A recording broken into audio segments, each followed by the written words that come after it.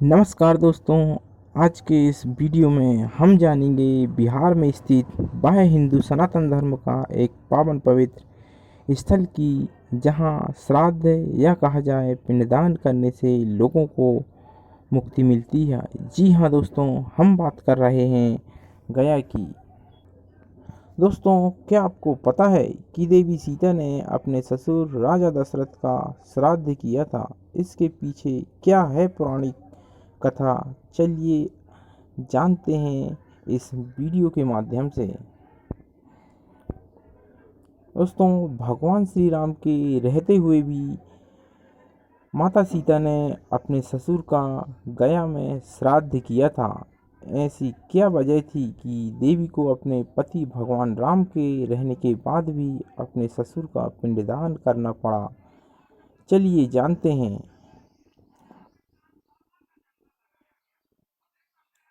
दोस्तों, आप जानते हैं हिंदू धर्म में पितृपक्ष के दौरान पिंडदान का एक विशेष महत्व होता है और मानता भी है कि पुत्र ही माता पिता का पिंडदान करता है।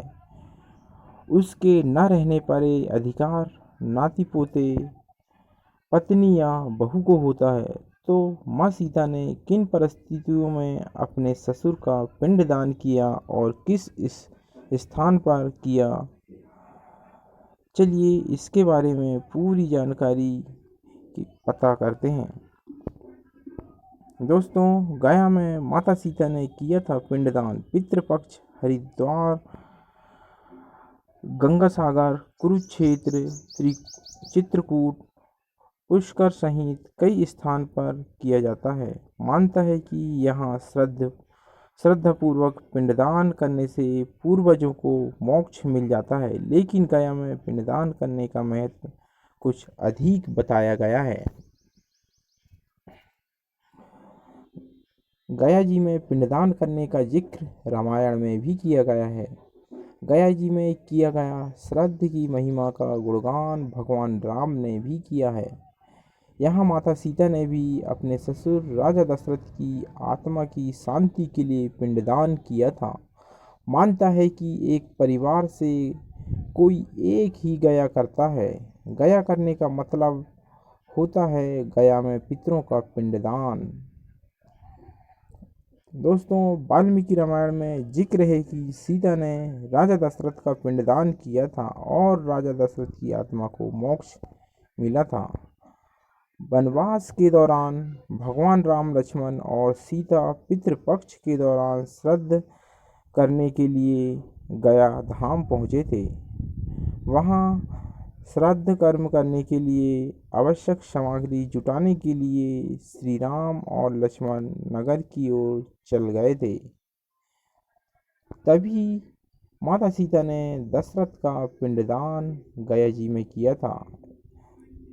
स्थल पुराण की एक पौराणिक कहानी के मुताबिक राजा दशरथ की मौत के बाद भारत और शत्रुघ्न ने अंतिम संस्कार की हर विधि को पूर्ण किया था। लेकिन राजा दशरथ को सबसे ज़्यादा प्यार करने वाले बड़े बेटे राम से था। इसलिए अंतिम संस्कार के बाद उनकी चिता की बची हुई राख उड़ते उड़ते गया नदी के पास पहुंची।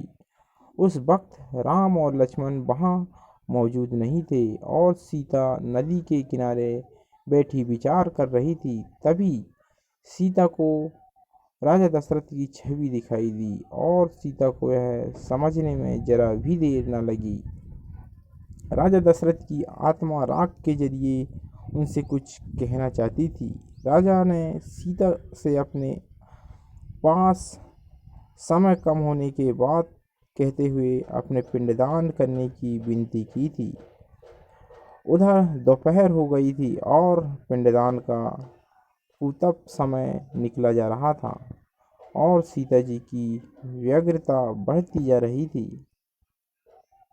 दोस्तों, हम आपको बताते हैं, सीता ने राजा दशरथ की राख को मिलाकर अपने हाथों में उठा लिया और इस दौरान उन्होंने वहाँ पर मौजूद फाल्गुनी नदी, गाय, तुलसी, अक्षय वट और एक ब्राह्मण को इस पिंडदान का साक्षी बनाया। पिंडदान करने के बाद जैसे ही श्री राम लक्ष्मण सीता के करीब आए, तब सीता ने उन्हें सारी बात बताई। लेकिन राम को सीता की बातों पर यकीन नहीं हुआ, जिसके बाद सीता ने पिंडदान में साक्षी बने 5 जीवों को बुलाया था।